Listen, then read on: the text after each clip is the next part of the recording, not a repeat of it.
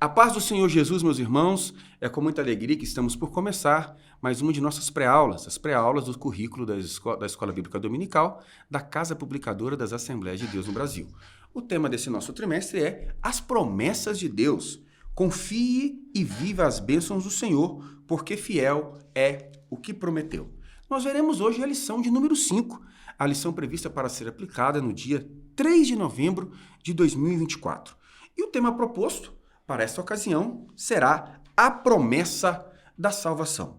Antes de nós começarmos os nossos comentários, gostaria de pedir você que, por gentileza, comente o lugar, a cidade e a igreja de onde você está nos assistindo. Nós vamos estar sorteando o livro Teologia Sistemática de Stanley Horton. Nosso irmão Daniel, nosso irmão Ednei vai estar aí mostrando a capa do livro. Ao final do trimestre, nós vamos estar sorteando esse livro e para você participar do sorteio, você precisará estar engajando em nossas redes, curtindo o vídeo, colocando o lugar, a cidade e a igreja de onde você está nos assistindo. Que a bênção de Deus possa acompanhar você e chegar até a sua casa através dessa aula, em nome de Jesus. A promessa da salvação. Texto áureo. Na verdade vos digo que quem ouve a minha palavra e crê naquele que me enviou, tem a vida eterna e não entrará em condenação, mas passou da morte para a vida. Evangelho de Jesus, segundo escreveu João, capítulo 5, versículo de número 24. Verdade prática. A promessa da vida eterna é a maior bênção divina para todo aquele que crê em Jesus Cristo. Leitura bíblica em classe. João, capítulo 3, versículo 14 ao 21. E, como Moisés levantou a serpente no deserto, assim importa que o Filho do Homem seja levantado, para que todo aquele que nele crê não pereça, mas tenha a vida eterna. Porque Deus amou o mundo de tal maneira que deu o seu Filho unigênito, para que todo aquele que nele crê não pereça, mas tenha a vida eterna. Porque Deus enviou o seu Filho ao mundo não para que condenasse o mundo, mas para que o mundo fosse salvo por ele. Quem crê nele não é condenado, mas quem não crê já está condenado. Porquanto não crê no nome do unigênito Filho de Deus. E a condenação é esta, que a luz veio ao mundo, e os homens amaram mais as trevas do que a luz, porque as suas obras eram más. Porque todo aquele que faz o mal aborrece a luz e não vem para a luz, para que as suas obras não sejam reprovadas. Mas quem pratica a verdade vem para a luz, a fim de que as suas obras sejam manifestas, porque são feitas em Deus. Amados irmãos, me faço ladear aqui, à minha direita e à esquerda dos irmãos, pelo auxiliar de trabalho, irmão Gabriel Felipe. Meu querido, sua saudação e as suas notas introdutórias em nome de Jesus. Eu quero cumprimentar a todos com a paz do Senhor. É uma alegria estar aqui mais uma vez ao lado do evangelista Jadson, do auxiliar de trabalho, irmão Gabriel Ramos. Nesse trimestre, hoje na lição 5, nós já tivemos a oportunidade de falarmos de algumas promessas. Mas hoje nós vamos falar da promessa mais importante que Deus fez para a humanidade. Porque qual é o objetivo, ou qual o sentido das outras promessas sem a promessa da salvação? Qual é o sentido de nossa existência sem a esperança de um dia estarmos com o Pai? Sem a certeza de que nós vivemos para Ele e Ele em nós? Não tem? Por isso que o apóstolo Paulo nos diz, e se Cristo não ressuscitou, é vã vossa fé, e ainda permaneceis nos vossos pecados, e também os que dormiram em Cristo estão perdidos. Se esperarmos em Cristo só nesta vida, somos os mais miseráveis de todos os homens. Mas eu glorifico ao Senhor, porque nós cremos na promessa da salvação e podemos dizer que muito em breve, no momento, no abrir e fechar de olhos, ante a última trombeta, porque a trombeta soará, e os mortos ressuscitarão incorruptíveis, e nós seremos transformados, porque Ele morreu por nós e nos deu o direito de salvação. Já com o irmão Gabriel Ramos. Meus irmãos, a paz do Senhor, é um prazer em estar em mais de uma de nossas pré-aulas, ao lado do nosso superintendente evangelista Jadson, também do jovem Gabriel Felipe. Na aula de hoje, vamos perceber a partir da proposta do pastor Elinaldo Renovato, que a salvação é um dos temas mais importantes presentes nas páginas da Bíblia Sagrada, sendo a principal e maior promessa de Deus para a humanidade. Essa doutrina bíblica nos permite compreender a profundidade do amor de Deus por cada ser humano, Na perspectiva do capítulo 3 do Evangelho de Jesus Cristo, a qual escreveu João, nós vemos esse amor sendo revelado através da promessa da salvação. E na lição de hoje, nós exploraremos a natureza da salvação, a perseverança na fé e a esperança que ela traz para todos que creem em Jesus Cristo. E nós vemos 3 princípios a respeito da salvação, que é o amor de Deus como fonte da salvação. A salvação é o ato do amor de Deus. Em sua finita graça, ofereceu seu Filho, Jesus Cristo, para resgatar a humanidade perdida. Segundo princípio, a fé em Jesus Cristo como caminho para a salvação. A salvação é uma dádiva oferecida por Deus, mas ela precisa ser recebida por meio da fé em Jesus Cristo. Em terceiro lugar, a perseverança na fé, o chamado para permanecer em Cristo. A salvação não é apenas um evento isolado no momento da conversão, mas um processo que nos chama à perseverança da fé. Amados, a palavra salvação do grego sotério dá-nos a ideia daquela disciplina tão cara na grade curricular da teologia sistemática, a soteriologia, ou a doutrina da salvação. Portanto, a conversa paradigmática a respeito da doutrina da salvação está no elenco dos temas mais preciosos, importantes e imprescindíveis da sã doutrina cristã. Portanto, precisamos compreender que a promessa da salvação ela está prescrita desde o Gênesis, quando o Senhor disse à mulher que da sua semente sairia aquele que pisaria a cabeça da serpente e então resgataria a humanidade caída para si. É que o apóstolo Paulo prevê na carta aos Colossenses, capítulo 1, versículo 13. Ele nos libertou do império das trevas. Eu gostaria de dar aqui a inteligência da palavra libertar como o mesmo sentido da palavra salvar. Porque originalmente, etimologicamente falando, salvar no contexto bíblico significa tirar a condenação, tirar as algemas, libertar alguém das cadeias. E ele continua, e nos transportou para o reino do Filho do seu amor. A promessa da salvação consiste em quê? Salvar de quê? Salvar da condenação, salvar do reino das trevas. Salvar para quem? Salvar para Cristo. E salvar para quê? Salvar para morar eternamente com o Senhor no reino celestial, quando o arrebatamento da igreja vir a acontecer. Louvado seja o nome do Senhor. Ponto de número 1, ponto 1. A promessa da salvação, uma maravilhosa salvação, Gabriel Felipe.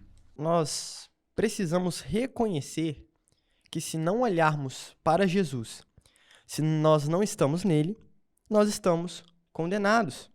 Porque o homem se corrompeu, nós temos a depravação do homem.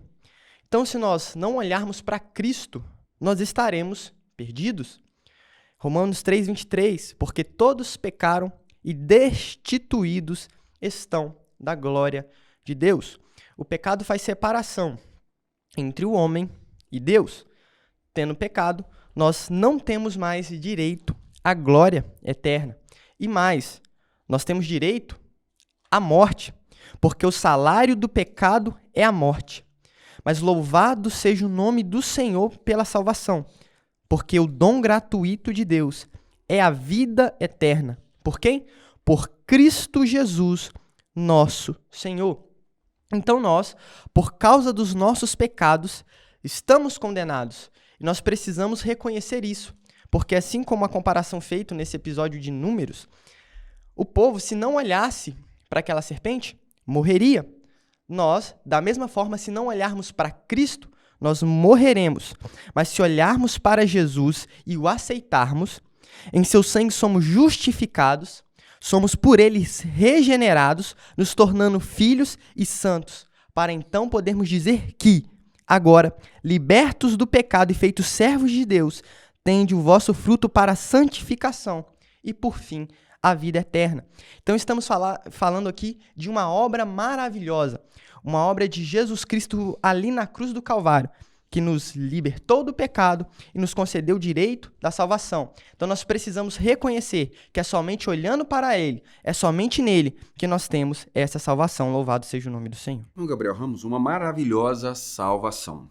Nós vemos na perspectiva do capítulo de número 21 do livro de Números, nós vemos que no deserto o povo de Israel vai ser punido, pois se levantaram contra e murmuraram contra a liderança de Moisés e também assim ferindo contra o Senhor.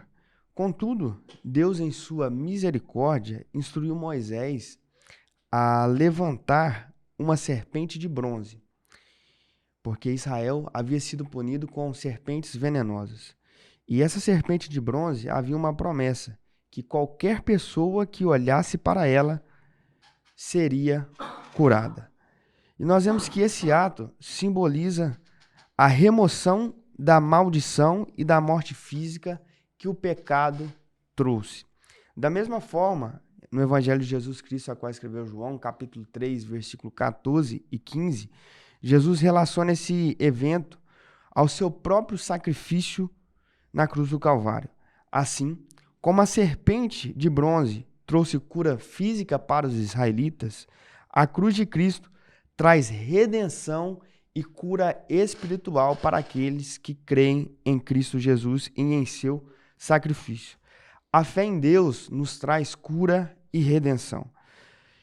Assim como os israelitas no deserto precisavam olhar para a serpente de bronze, nós somos chamados a olhar com fé para a cruz de Cristo Jesus, a sua morte e a sua ressurreição, que nos oferece salvação e libertação das consequências do nosso pecado. Queridos irmãos, uma maravilhosa salvação, o comentarista vai discorrer que a salvação ofertada em Cristo, por Cristo e através de Cristo, não trata-se de uma salvação que constitui um sacrifício pesado para aquele que é salvo. Muito pelo contrário, a salvação propiciada por Jesus Cristo para o perdido é uma salvação maravilhosa, porque ela se dá pelos critérios da graça. E graça aqui tem que ser tida e lida como sendo o favor de Deus que o pecador, que o condenado recebe sem todavia merecer. Então, por isso que a salvação é maravilhosa. E ele apresenta, então, uma comparação de Números 21, que traz indiretamente a menção de João capítulo 3, versículo 14. No texto referencial de Números 21, nós temos o evento do povo de Israel morrendo por consequência de serem picados por cobras venenosas. E ao buscarem socorro em Moisés, pedindo a Moisés que buscasse em Deus uma solução, Deus então dá para eles a seguinte solução, Números 21, 8 e 9. E disse o Senhor a Moisés: faze uma serpente ardente e põe-na sobre uma haste, e será que viverá todo mordido que olhar para ela. E Moisés fez uma serpente de metal e pô-la sobre uma haste, e era que, mordendo alguma serpente, alguém olhava para a serpente de metal e ficava vivo. É o que o escritor aos Hebreus, capítulo 12, nos aponta. Portanto, nós também, pois que estamos rodeados de uma tão grande nuvem de testemunhas, deixemos todo o embaraço e o pecado que tão de perto nos rodeia e corramos com paciência a carreira que nos está proposta, olhando para Jesus. João, o Batista, quando estava às margens do Jordão, sendo então desafiado pela hipocrisia dos saduceus e fariseus, ele apresenta Jesus no capítulo 1, versículo 29. No dia seguinte, João viu Jesus que vinha para ele e disse: eis aqui o Cordeiro de Deus. João então apresenta Jesus para que todos olhassem para eles e fossem verdadeiramente salvos. Só em Jesus, só por Jesus e através de Jesus que nós podemos alcançar a genuína e maravilhosa salvação. Ponto 2, a obra da salvação. Para introduzir esse subtópico, gostaria de deixar o que o salmista disse no Salmo de número 116, no verso 12. Que darei eu ao Senhor por todos os benefícios que me tem feito? Ele estava se questionando o que ele daria ao Senhor por grandes bênçãos que o Senhor havia concedido a ele. E o pastor Elias Torralbo, ele nos deixa uma reflexão interessante nesse texto. Nós conhecemos o texto de Lamentações, quero me trazer à memória aquilo que me traz esperança. O salmista aqui faz um princípio parecido, só que de uma forma diferente. Ele se lembra de onde ele estava no passado e de onde o Senhor o tirou.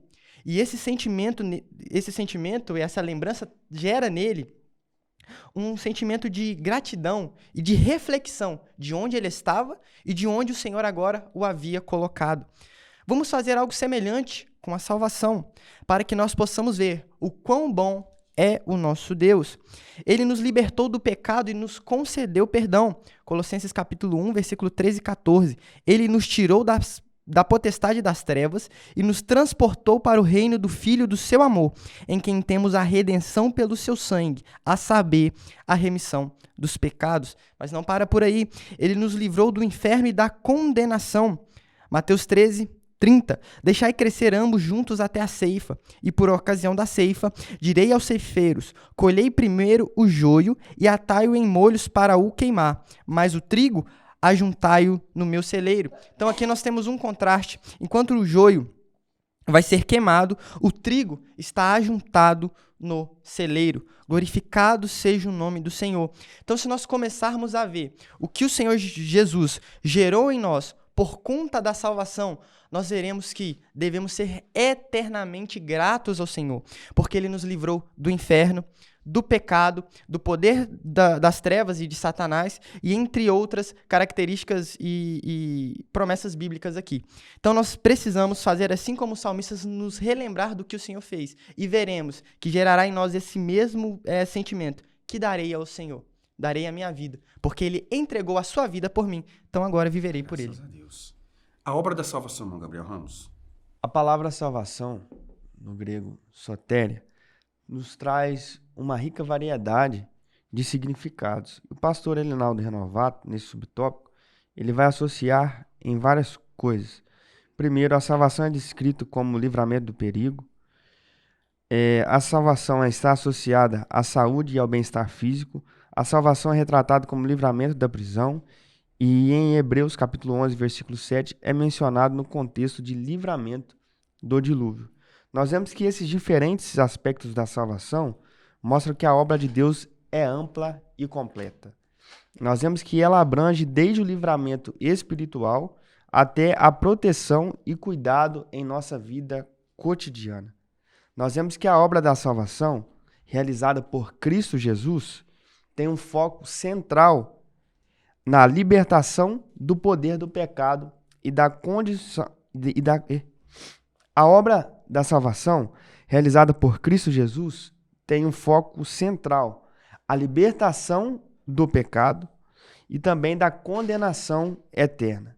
Nós vemos que essa libertação nos dá uma vida, uma nova identidade em Cristo, e nos conduz a viver em liberdade espiritual.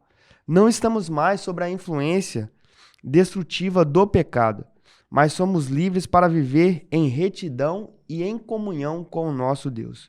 A salvação em Cristo nos liberta do poder do pecado. A vida cristã, ela é uma caminhada de libertação contínua. A salvação é uma garantia imediata e eterna para todos os que creem em Jesus. E 3 aspectos sobre a salvação. A salvação é o livramento total providenciado por Deus. A salvação em Cristo nos liberta do poder do pecado. E a salvação é uma garantia imediata e eterna para todos os que creem em Jesus. Queridos irmãos, nós estamos aqui nessa pré-aula e é claro que, de forma indireta, nós estamos teologizando ou teologando. Mas nesse ponto, o comentarista ele é muito feliz porque ele traz aspectos práticos da doutrina da salvação. Ele apresenta a raiz etimológica da expressão, sotéria, que tem um significado diverso, variado, e quais são os resultados práticos de sotéria. O que é soteria? Primeiro, livramento, saúde, livramento da prisão, livramento do dilúvio. Portanto, a obra da salvação, ela tem uma formatação teórica e conceitual. Não há dúvidas. Portanto, há que se falar de uma sã doutrina. Tão importante quanto é nós ressaltarmos os seus aspectos práticos. O que de fato é a obra da salvação? A obra da salvação é nos tirar de um lugar e nos livrar de uma condenação. É o que nós podemos prever em Colossenses capítulo 2, versículo 14. Havendo riscado a cédula que era contra nós nas suas ordenanças, o qual de alguma maneira nos era contrária, e atirou-o do meio de nós, cravando-a na cruz. E, despojando os principados e potestades, os expôs publicamente e deles triunfou em si mesmo. O que Paulo está escrevendo à igreja de Colosso como efeito prático da salvação? Ele está colocando Cristo como um herói, um soldado de guerra, que foi no campo do inimigo e resgatou cativos para si, vencendo os inimigos e os expondo. Esse é o efeito prático da salvação, esse livramento do inferno, da condenação do pecado, do poder do pecado e especialmente da transformação do nosso corpo pela derrota do pecado que deformou a nossa natureza física, sentimental e espiritual. E a salvação em Cristo Jesus, como ele disse para Nicodemos, nos faz nascer de novo e nós tornamos-nos uma nova criatura. Ponto 3, o Salvador. Louvado seja o nome do Senhor. Nesta aula estamos falando sobre Jesus e tudo aqui passa por ele. 1 João 2:2. E ele é a propiciação pelos nossos pecados, e não somente pelos nossos, mas também pelos de todo mundo. Ele quem? Jesus. É ele que é a propiciação pelos nossos pecados. O apóstolo Pedro também escreve, sabendo que não foi com coisas corruptíveis, como prata ou ouro, que fostes resgatados da vossa vã maneira de viver que, por tradição, recebestes dos vossos pais, mas com o precioso sangue de Cristo, como de um cordeiro imaculado e incontaminado. O nome do Senhor é louvado aqui, porque somente o sacrifício dele é válido. Somente a morte dele é válida para a salvação. A minha morte, a morte do evangelista Jadson, a morte de qualquer pessoa não seria suficiente.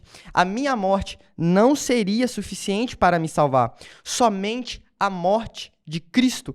Eu pequei contra um Deus santo, mas louvado seja o nome do Senhor por isso, que ele envia o seu Filho para derramar o sangue naquela cruz, para me dar o direito de salvação e de vida eterna. É por isso que João Batista, quando vê, olha para ele e diz: eis aí o Cordeiro de Deus que tira o pecado do mundo. Então é Jesus que é nosso Salvador. É ele quem nos concede a vida eterna. O Salvador, irmão Gabriel, vamos. O Evangelho de Jesus Cristo, a qual escreveu João, nos apresenta que a humanidade foi corrompida pelo pecado. E por essa razão, todos precisam de um Salvador. Do grego, a palavra Salvador, soter. Salvador, libertador, preservador e conservador. Esse Salvador é revelado no capítulo 3 do Evangelho de Jesus Cristo, a qual escreveu João, exatamente no versículo 16 e 17. E esse Salvador nos garante a gloriosa promessa de que todo aquele que nele crê não irá perecer, mas terá a vida eterna. O pecado corrompeu a humanidade desde a queda de Adão, separando-nos de Deus. Em João capítulo 3, versículo 16, nos lembra que o amor de Deus pela humanidade foi tão grande que ele enviou o seu único filho para a salvação e não para a condenação.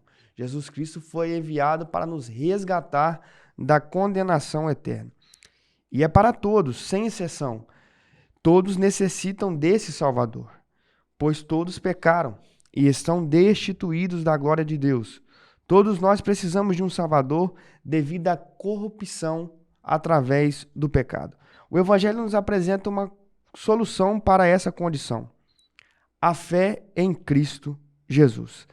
A salvação, entretanto, não é apenas um evento isolado, mas um processo contínuo da fé e perseverança em Cristo Jesus. Amados irmãos, quem é o Salvador? Na minha família, alguém diria que o Salvador é meu avô, porque o nome do meu pai era Salvador Anacleto Barbosa, uma homenagem ao nosso Senhor e Salvador Jesus Cristo. E tirando esse momento de descontração, que eles seguraram aqui para não rir, para não vazar aqui no áudio, mas o Salvador é Yeshua HaMashiach, Jesus, o Messias. Ele é o Salvador. E nós precisamos compreender que o nosso sóter, o nosso libertador, o nosso resgatador, ele tem em si, o apóstolo Paulo vai dizer, que nele habita corporalmente a plenitude da divindade. E só ele merece todos os créditos da salvação. O apóstolo Paulo, quando escreve à igreja e aos crentes de Éfeso, aos Efésios capítulo 2, versículo 8, ele vai dizer: porque pela graça sois salvos, por meio da fé, e isso não vem de vós, é dom de Deus. E o apóstolo Paulo, para não deixar nenhum tipo de dúvidas, porque havia ali um confronto da filosofia religiosa judaica com aquilo que a igreja cristã estava propondo, Paulo deixa claro no versículo 9: isso não vem das obras, para que ninguém se glorie. Queridos e amados irmãos, o que te salva não é a sua disciplina religiosa, não é a sua resiliência, não é a sua obediência. O que te salva não é os seus atos de justiça. O que te salva não é a prática religiosa e a obediência que você tem aos costumes e aos usos da sua igreja. Não. A única coisa que te salva é uma pessoa. A nossa salvação está numa pessoa. E o nome dela é Jesus. Somente Ele, somente a Ele, nós damos a glória e o louvor. Ele é o tema da nossa canção e o motivo da nossa adoração. Paulo escreve aos 1 Coríntios, capítulo 15, versículo 21. Porque assim como a morte veio por um homem, da mesma forma, por um homem, veio a ressurreição dos mortos.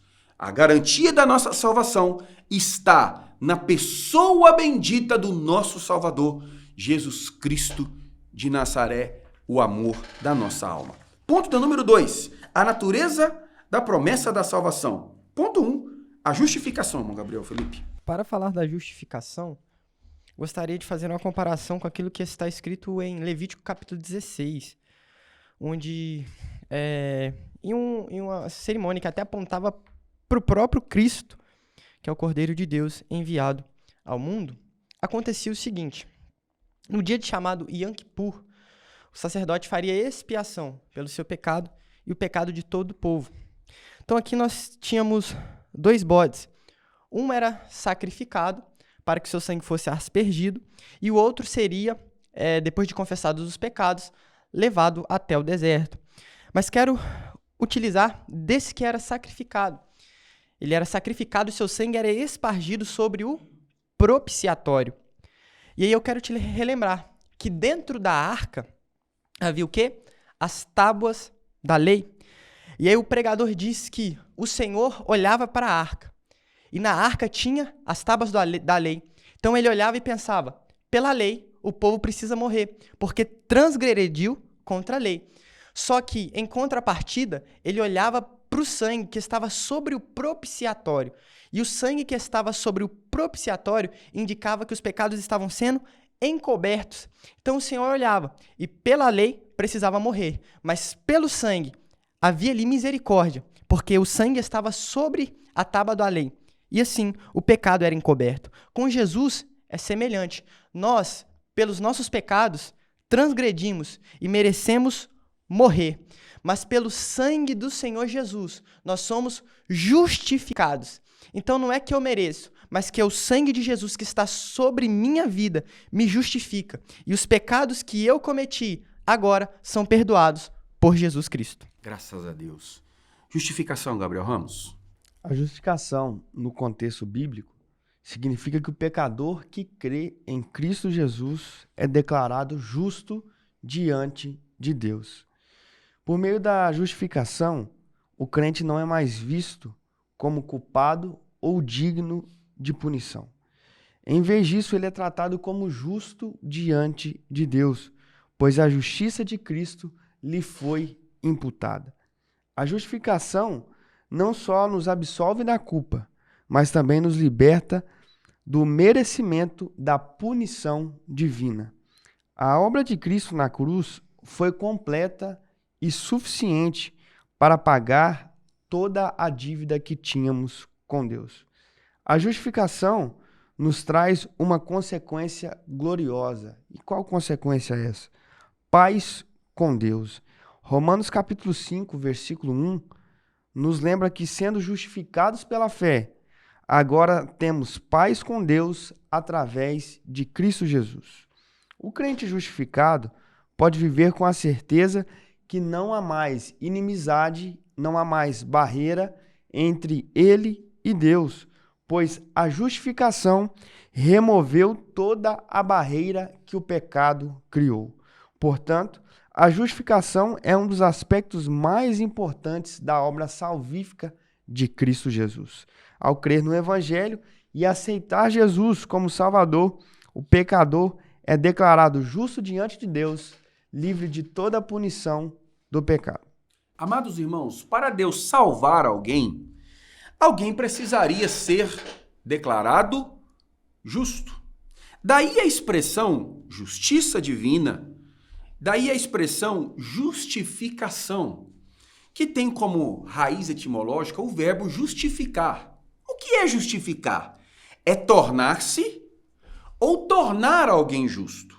Da perspectiva soteriológica cristã bíblica, a justificação seria o efeito de Cristo, o efeito da obra de Cristo de tornar alguém justo. Justo não por suas penitências, justo pelo preço e pela obra que Cristo pagou. Acrescento aqui a expressão apresentada pelo professor irmão Gabriel Felipe, mais do que encobrir, irmão Gabriel, o sangue do cordeiro cobria. O que era cobrir? Cobrir é pagar. O cordeiro pagava com o sangue o pecado do pecador. O ato de justificar com seu sangue, Cristo estava comprando para si homens de toda tribo, língua, raça e nação. Atos dos Apóstolos, capítulo 13, versículo 39, assevera-se: por meio dele, Jesus, todo aquele que crê é justificado de todas as coisas. Ou seja, somos tornados justos diante de Deus, muito embora tenhamos pecado em todas as coisas.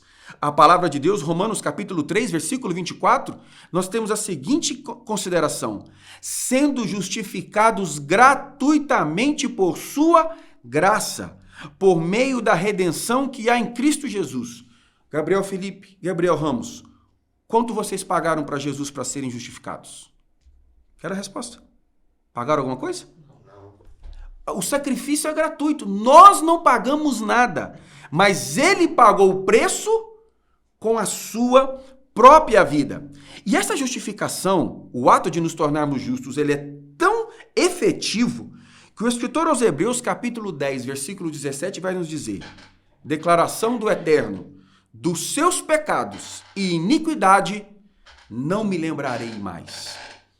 O homem lembra, o diabo nos acusa, mas ele nos justifica e nos torna justo diante de Deus. A sentença que nos deu a inocência foi escrita com letras de sangue, o sangue do Cordeiro de Deus que tira o pecado do mundo. Ponto 2, a regeneração. Jesus nos justificou. Agora nós precisamos ser regenerados para que possamos manifestar o sinal da salvação, que é a santificação. Regeneração, o processo da morte e o novo nascimento dito por Jesus a Nicodemos em João, capítulo 3. É um processo de restauração do caráter moral perdido do Éden. A transformação que Deus faz no homem para que, assim como diz Gálatas 2:20, já estou crucificado com Cristo, e vivo, não mais eu, mas Cristo vive em mim. É a vida que agora vivo na carne, vivo-a na fé do Filho de Deus, o qual me amou e se entregou a si mesmo por mim. Então nós, no Éden, perdemos, como disse antes, houve uma depravação moral do ser humano. Mas agora nós aceitamos ao Senhor Jesus. Ele nos justificou. Mas agora nós precisamos experimentar e vivenciar o novo nascimento que o Senhor Jesus nos providencia. É o trabalhar dele em nós para que, como disse anteriormente, nós possamos ser filhos dele em santidade.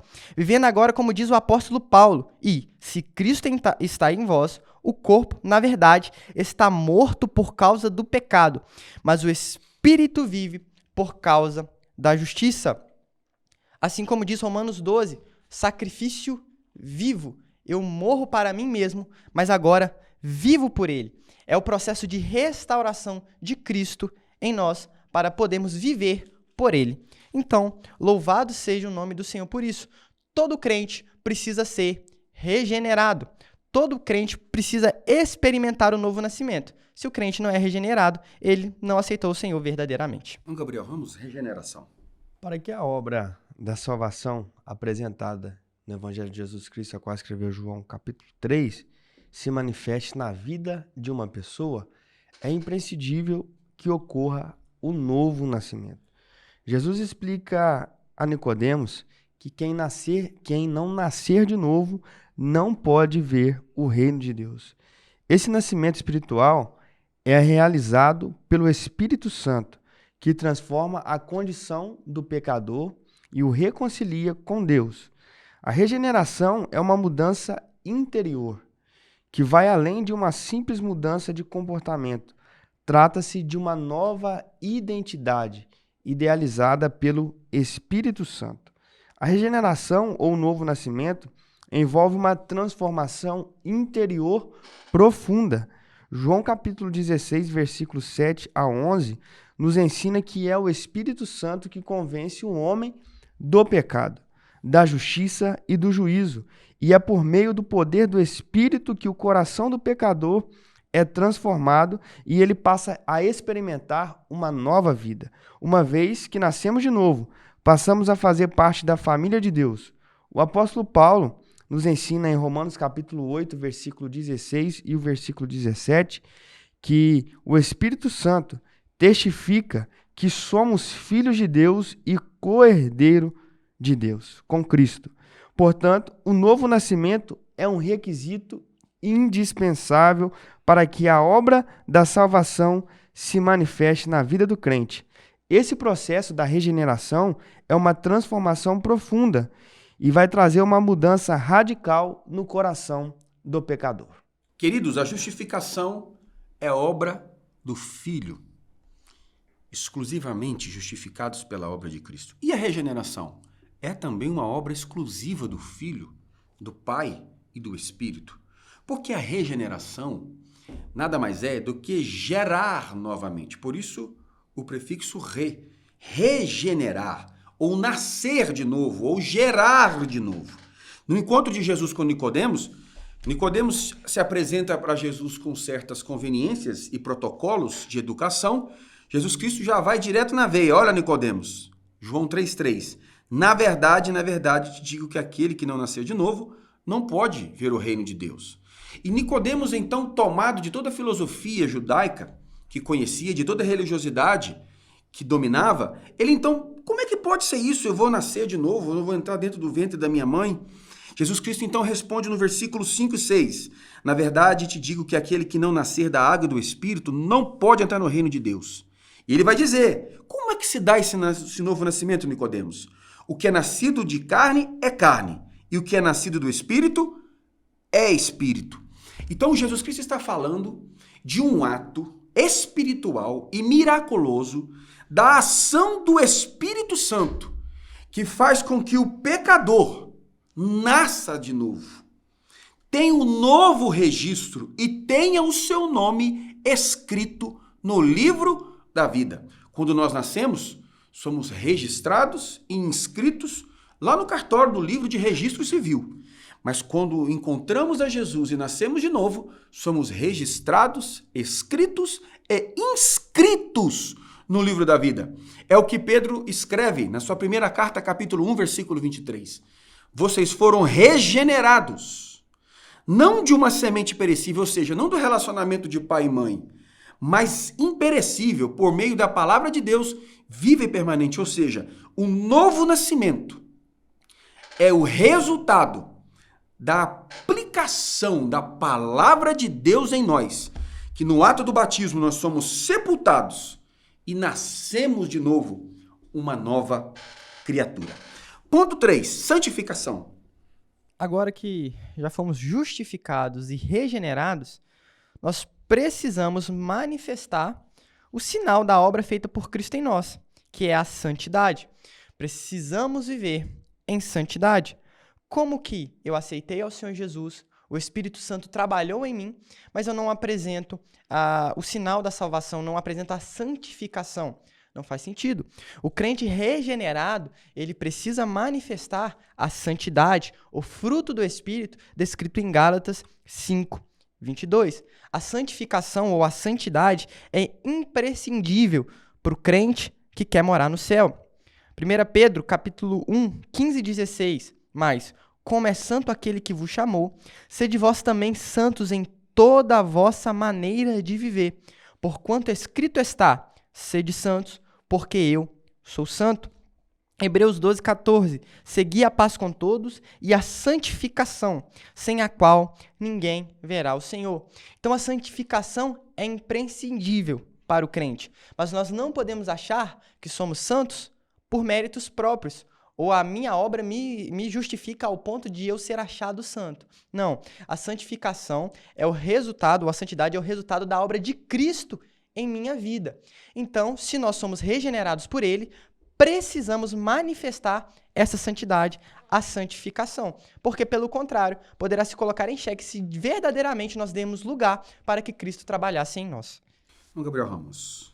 Por meio da justificação e da regeneração, somos santificados por Deus de maneira posicional, ou seja, imediatamente, mas também de forma progressiva em nosso relacionamento com Cristo. A santificação é outro aspecto essencial da salvação e tem dois sentidos: posicional e progressivo. Imediatamente após a justificação e regeneração, o crente é santificado de maneira posicional, ou seja, separado para Deus. E essa santificação ocorre no momento da salvação, quando nos vê como santos e justos diante de Deus, não pelos nossos méritos, mas por causa de Cristo Jesus. No entanto, a santificação também é um processo progressivo que ocorre ao longo da vida cristã. Através do nosso relacionamento contínuo com Cristo, somos santificados dia a dia, sendo transformados à imagem de Jesus. E esse processo continuará até a nossa glorificação no dia do arrebatamento. A glorificação é o estágio final da salvação, completando o processo que começou com a justificação e regeneração e continuou com a santificação. A obra da salvação culmina na glorificação, quando seremos transformados completamente à semelhança de Cristo Jesus. Glorificado seja o Senhor. Queridos, glorifica a Deus pela vida de vocês dois. São dois jovens obreiros que tratam com muita destreza de uma das doutrinas mais difíceis do currículo da teologia sistemática, que é a doutrina da salvação. Então, que Deus continue abençoando vocês em nome de Jesus. O comentarista apresenta aqui um aspecto da santificação muito interessante. Ele apresenta a santificação como resultado e não como meio. O que eu quero dizer com isso? A santificação, ela é resultado da obra da salvação e ela não é meio para se alcançar a salvação. Tanto é que o Gálatas, quando vai escrever, o apóstolo Paulo, quando vai escrever aos Gálatas, capítulo 5, versículo 22, ele vai dizer: mas o fruto do Espírito. Portanto, o fruto é do Espírito, o fruto não é do crente. É o fruto do Espírito através da vida do crente. Mas quem promove os frutos da santificação e as evidências da salvação pela santificação na vida do crente é o Espírito Santo de Deus. Então, nós não nos santificamos para a salvação. Nós nos santificamos como resultado da salvação. E nós precisamos compreender, e alguém poderia dizer, então, Jadson, então é tranquilo, então todo mundo... Então, quando o crente não se santifica, não é culpa dele, é culpa do Espírito, não é bem assim a dinâmica. A única coisa que o crente tem que fazer é se render. É se render ao Espírito Santo, que pela palavra de Deus irá nos limpar, irá nos salvar. Irá nos limpar de que maneira? De uma maneira progressiva. Não é mesmo, Gabriel Ramos? Já que nós fomos mudados de lugar, a santificação posicional, agora ele vai nos limpar e nos santificar de maneira progressiva.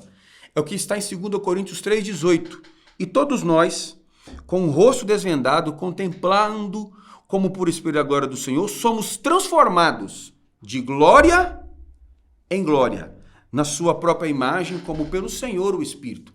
Então, a santificação, ela se dá do seguinte método: do menos para o mais, de glória em glória. Não é de derrota em derrota, mas é de glória em glória. É vencendo etapas, é vencendo e superando fases e processos.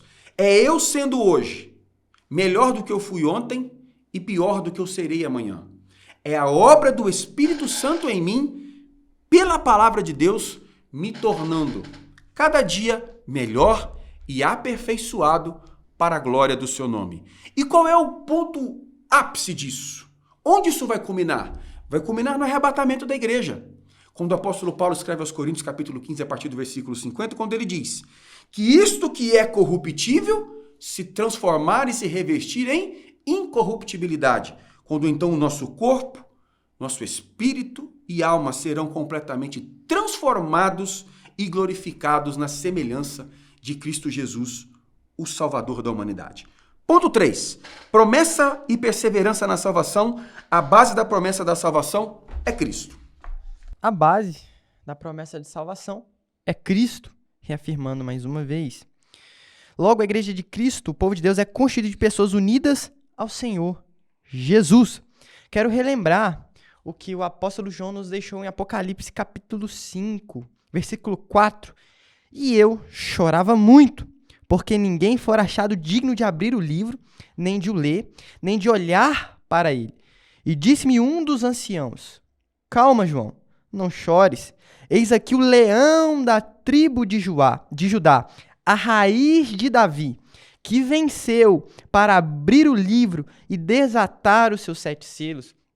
No versículo 8 ele vai dizer que os anciãos se prostravam ante o Cordeiro e cantavam, versículo 9, um novo cântico dizendo: digno és de tomar o livro e de abrir os seus selos, porque foste morto e com o teu sangue compraste para Deus homens de toda tribo e língua e povo e nação. E para o nosso Deus os fizestes reis e sacerdotes, e eles reinarão sobre a terra.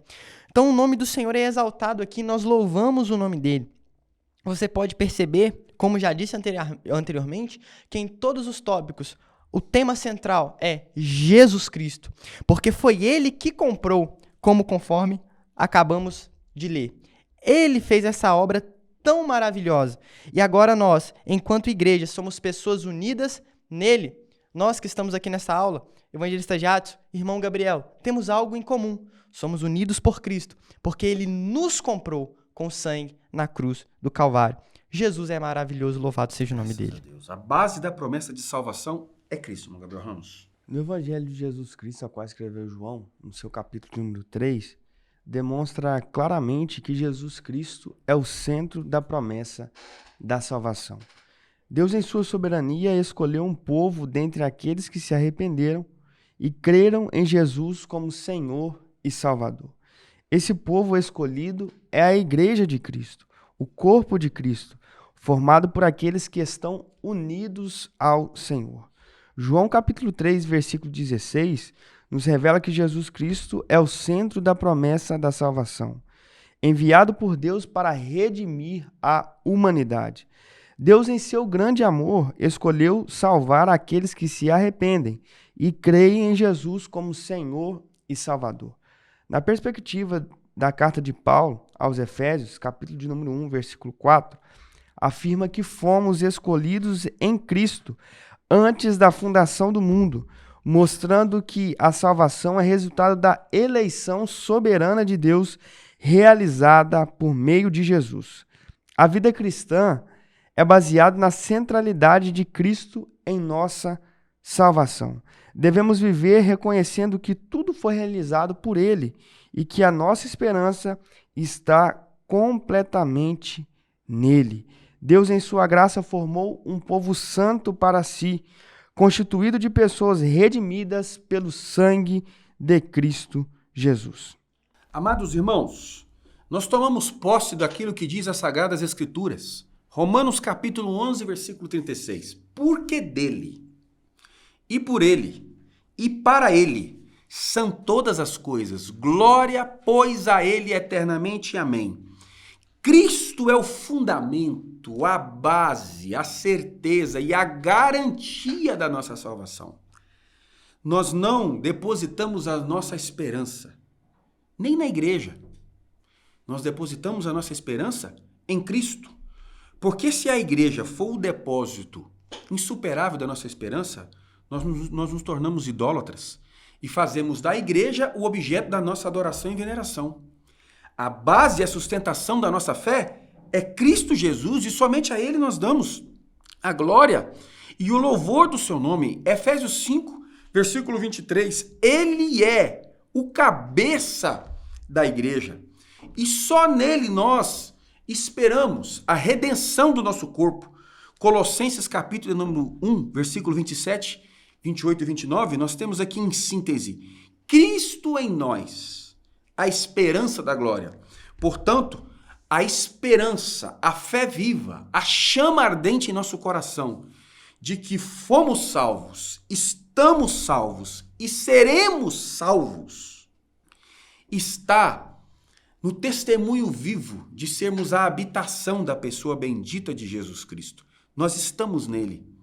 Nós respeitamos e honramos as autoridades eclesiásticas que estão sobre nós, mas nós não depositamos nela o princípio da infalibilidade. São homens, são mulheres, são falhos. Nossa base de fé está em Cristo Jesus.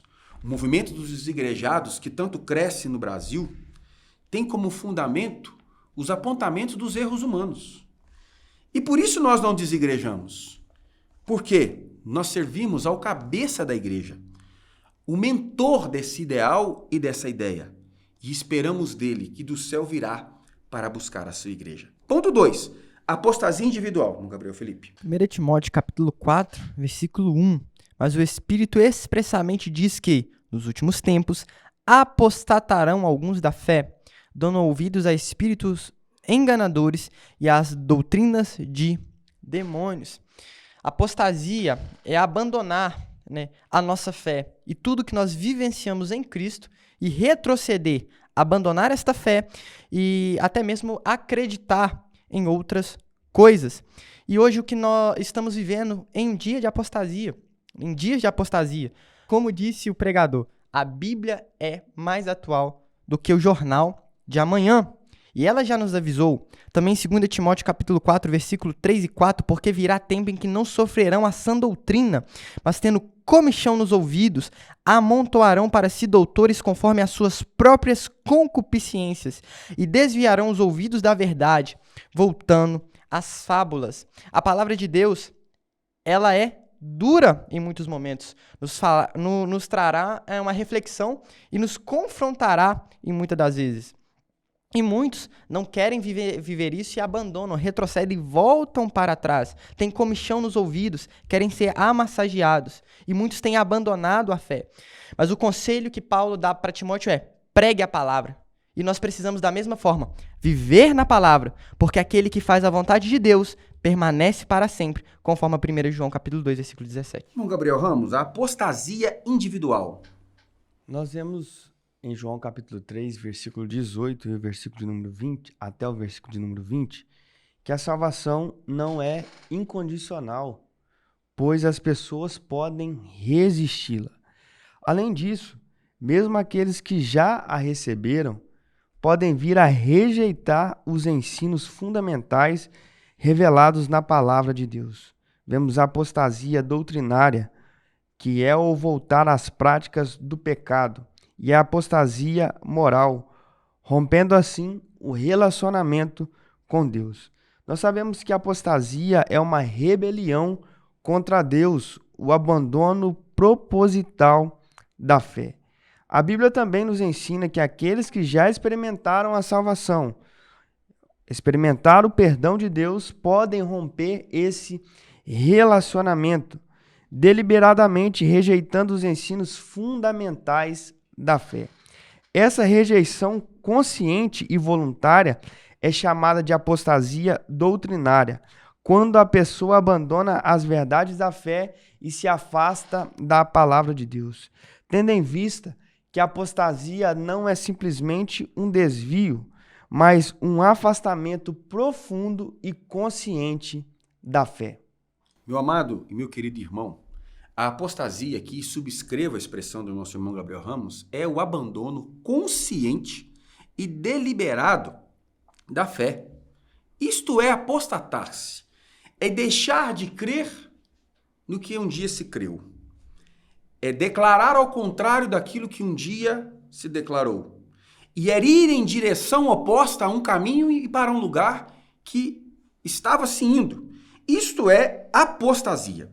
Portanto, aqui, teologicamente e conceitualmente, nós rechaçamos o monergismo, nós rechaçamos a graça irresistível e nós rechaçamos o determinismo.